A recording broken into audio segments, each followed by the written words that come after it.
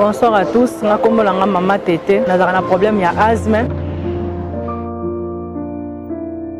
Ça fait plus de 25 ans qu'on a vécu un asthme. Nous avons tout. Il y a Mindele, il y a Chinois, il y a Bokoko, et Simbate. Donc, c'est normal pour nous.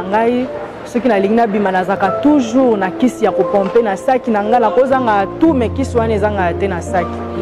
La supportaka chaleur te, la supportaka solo parfum te. Donc le ronyo sur ça la rend mabe, ça la rend mal à l'aise. Et dans un moment sous crise de bandingai, même pour nous s'occuper na bana nangé comme un problème parce que on a côté les maté. Donc il faut na benga mutu ya ndaku, on mona moya ko sala nga musala bana. Na kusenga kanza mbasala ngangolo. Mais le temps pasteur à lobby, nous tous nous avons un problème, mais autres ça simba place wana. La simba qui vraiment la rondi magnon soké.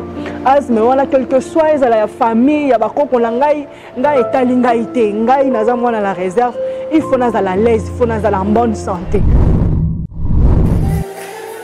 Je vois l'asthme, reste debout. Nazo mona maladie à paiement. Asthme. Maladie à paiement. L'asthme en train de disparaître. Maladie à paiement, lis-moi. Tu es asthmatique, touche ta poitrine. Obelaka maladie à paiement simba tolonayo.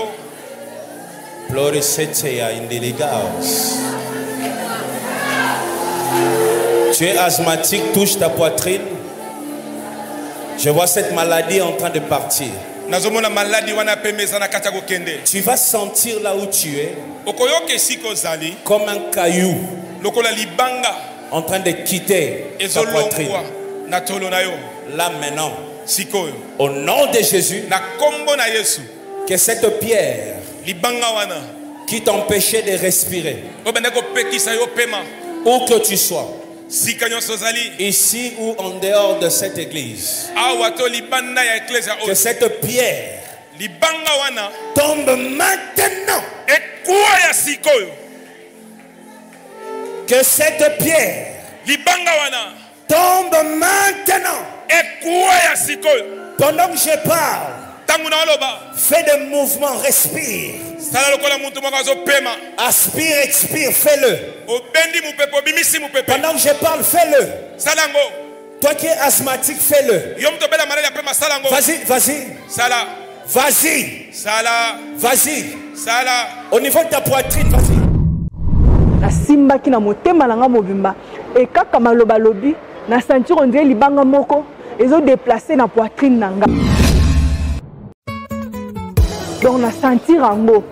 Ndeko tozala ki alelo na bossa na ko tambola na kiss na komeda ko yoke étouffement ti na télémaki wana osambela mina zaki dane étouffement zaki déjà étouffé. Metanga lobi na simba na simbi na yoki pe libanga wana.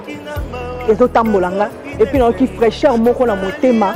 Na yoki pio moko boye étouffement no na bande ko yoka pendant 2 heures na télémaki na yoki ngo susute.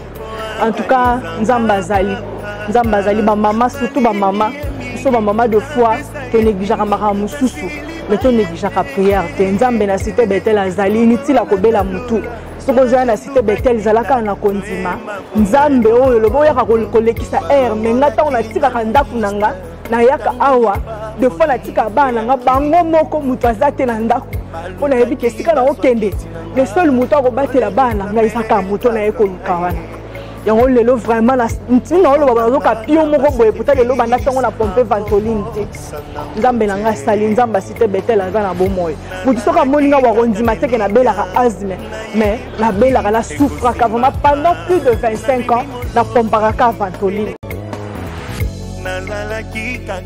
Devant une maladie chronique, l'homme se met à croire que cela est normal. Après 25 ans de souffrance de l'asthme, Tété mène une vie de dépendance à la ventoline.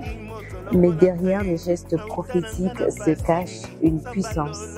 Tout ce que vous demanderez avec foi par la prière, vous le recevrez.